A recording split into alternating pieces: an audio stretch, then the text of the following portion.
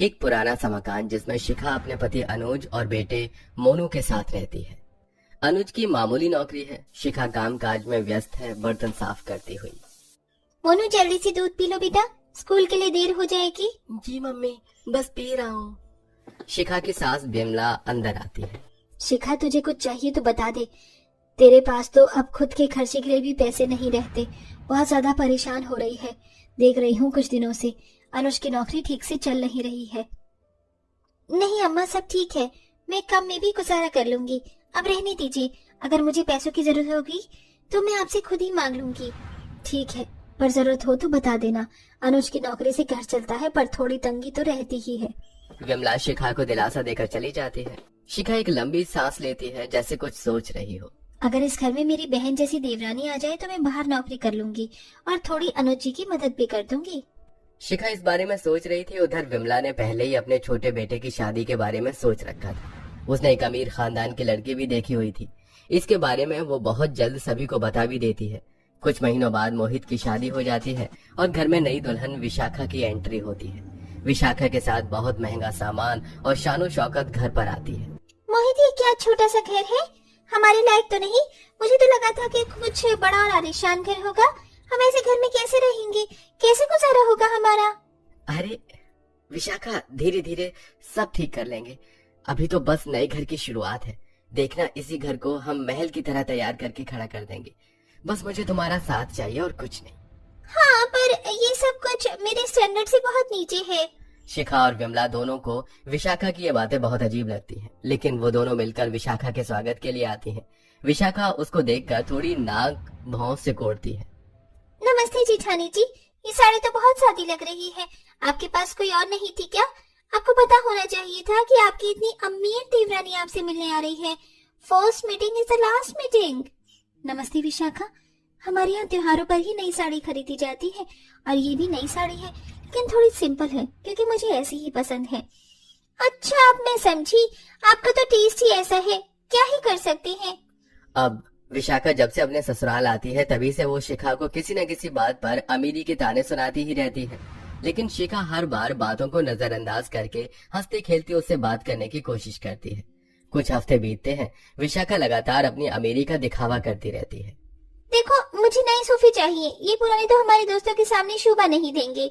उनके सामने मुझे अपनी बेइज्जती नहीं करवानी। पर इतने पैसे कहाँ से आएंगे? अभी जितना पैसा था सारा तो माँ ने हमारी शादी में ही लगा दिया। तुम्हारी बड़े भाई भाभी की तरह साधारण जीवन जीने का कोई इरादा नहीं है, और तुम जानते हो कि हम उनकी तरह गरीब नहीं हैं। तुम्हारा तो पता नहीं, लेकिन मैं तो बिल्कुल भी नहीं हूँ। अब जो करना है मुझे ही करना है, मैं अपने आप देख लूंगी। ठीक है, तुम्हें जैसे सही लगे। सबसे पहले तो मुझे अपनी जेठानी जी को इस घर की बाहर करना होगा। उनकी फटीचर हालत से इस घर की मैं चाहे कितनी भी शानो शौकत बढ़ा लूं, लेकिन वो कमी हो जानी है। अगले ही दिन सुबह विशाखा शिखा को लेकर विमला से बात करती है। माँ जी, ये शिखा भाभी के कपड़े, उनका रहन सहन, ये सब हमारे घर की शान को कम कर रहे हैं। आपको उनके लिए कुछ करना चाहिए।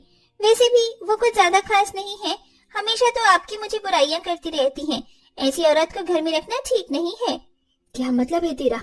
शिखा मेरे बारे में बुराइयां करती है? आप समझ रही है ना, मैं कभी झूठ नहीं बोलती। घर की इज्जत भी तो कोई चीज होती है। ऐसे लोगों के साथ रहकर हम क्या समाज में उठ बैठ पाएंगे? हमारी कितनी इंसल्ट होगी। विमला थोड़ी परेशान दिखती है। इसी के चलते विशाखा धीरे धीरे शिखा को लेकर अपनी सास के कान भरने लगती है। एक दिन विमला और अनुज के सामने विशाखा ने शिखा को लेकर और बातें कही। विमला अब पूरी तरह से शिखा के खिलाफ हो जाती है। शिखा, इस घर में तुम्हारे लिए कोई जगह नहीं रही। तुम बाहर जाओ, झोपड़ी में रहो, वही तुम्हारी औकात है और उसी में तुम रहोगी। अम्मा, मैंने क्या गलत किया है? अब मुझे इस तरह घर से बेदखल क्यों कर रही है? मैंने जो कहा वही सही है, अब तुम इस घर के लायक नहीं हो। अनुज भी दुखी होता है, मगर अपनी माँ के फैसले के सामने कुछ नहीं बोल पाता। शिखा अपने बेटे मोनू को लेकर झोपड़ी में रहने चली जाती है। झोपड़ी में बहुत सी परेशानियों का सामना करना पड़ता है। टूटी फूटी दीवारें, छत भी टूटी हुई थी। चारों तरफ मकड़ी के जाले लगे थे। इस झोपड़ी का हाल तो बहुत बुरा है। वैसे भी दिवाली पर साफ सफाई तो करनी ही पड़ती है।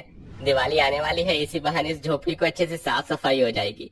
और तुम तो गृहिणी हो, इस झोपड़ी को भी महल बना दोगी। आप माँ चिंता मत करो, मैं आपकी मदद करवा दूंगा। आखिर मैं आपका बेटा जो हूँ। जो भी हो, कम से कम मेरे पास एक छोटा सा परिवार, और वो भी बहुत प्यारा है। शिखा अपने बेटे और अपने पति के साथ मिलकर उसे झोपड़ी को रहने के लायक बना देती है।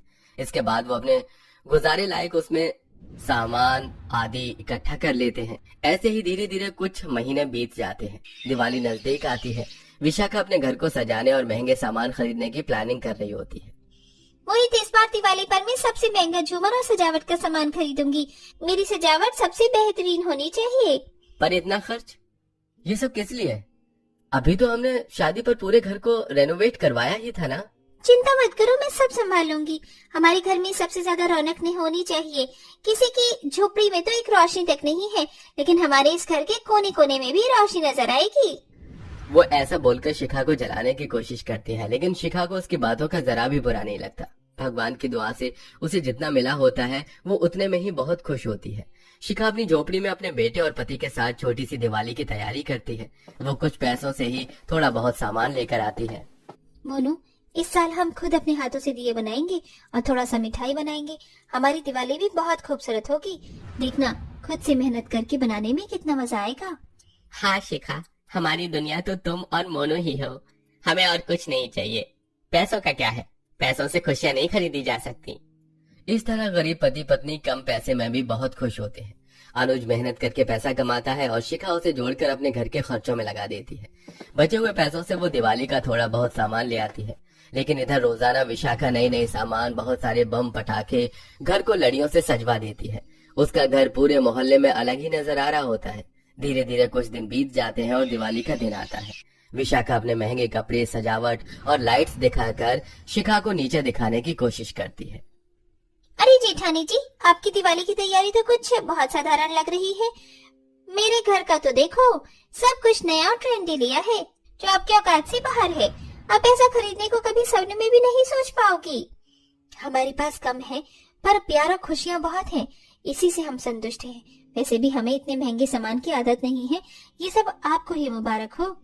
हाँ, पर कभी तो अच्छा महसूस होता होगा इतना कुछ पाने पर। आपको क्या पता, महंगी चीजों की खुशियाँ अलग ही होती हैं। आपने कभी खरीदी नहीं तो आपको पता भी नहीं होगा, है ना? असली खुशी महंगे सामान से नहीं, अपनों के साथ समय बिताने से मिलती है। सारा दिन विशाखा किसी न किसी बात पर शिखा को जलाने की कोशिश करती, लेकिन शिखा अपने परिवार के साथ खुशी खुशी हर एक चीज का आनंद उठाती है। धीरे धीरे रात होने लगती है। दिवाली की रात अचानक से विशाखा के महंगे झूमर और लाइट से घर में आग लग जाती है। पूरा घर धू धू करके जलने लगता है। मोहित, आग! घर जल रहा है। मोहित, मोहित कुछ करो। मोहित और विशाखा आग बुझाने की कोशिश करते हैं, लेकिन आग बहुत तेजी से फैल जाती है। वो बिमला को अपने साथ लेकर किसी तरह बाहर आ जाते हैं और अपनी जान बचाते हैं। विशाखा, सब जल गया। हमारा घर, हमारा सारा सामान, अब हमारे पास कुछ भी नहीं बचा। सब कुछ जलकर राख हो गया। मेरी सारी महंगी चीजें सब खत्म हो गया। ये सब क्या हो गया भगवान? मैं कितना कुछ खरीदा था मैंने दिवाली के लिए। विशाखा, मोहित दोनों ही अपने जलते हुए घर को देखकर रोने लगते हैं। उनकी ये हालत देखकर शिखा, अनुज और मोनू दौड़ते हुए आते हैं। शिखा तुरंत मदद करने के लिए आगे बढ़ती है। विशाखा, मोहित, तुम लोग चिंता मत करो, हम तुम्हारी मदद करेंगे। जेठानी जी, मैंने तो हमेशा आपको नीचा दिखाया और आज आप मेरी मदद कर रही हैं। इंसानियत सबसे बड़ी चीज है विशाखा। बुरे समय में एक दूसरे का साथ देना ही असली रिश्ते की पहचान है। मुझे अपने किए पर बहुत अफसोस है जेठानी जी। मैंने आपको कितना सताया, पर आज आपकी मदद के बिना मैं कुछ नहीं कर सकती। विशाखा को अपनी गलती का एहसास हो जाता है और वो अपनी सास को भी सब सच बता देती है। अनुज और शिखा मिलकर घर की आग बुझा देते हैं और सभी मिलकर दिवाली का त्योहार मनाते हैं। विशाखा पूरी तरह से बदल चुकी है। वो दिवाली उसे बहुत कुछ सिखा कर जाती है। अब विशाखा अपनी जेठानी के साथ हंसी खुशी रहती है। सब कुछ धीरे धीरे ठीक हो जाता है। दोस्तों, आपका फेवरेट फेस्टिवल कौन सा है? हमें कमेंट करके जरूर बताइएगा। वैसे हमारा फेवरेट फेस्टिवल तो दिवाली है।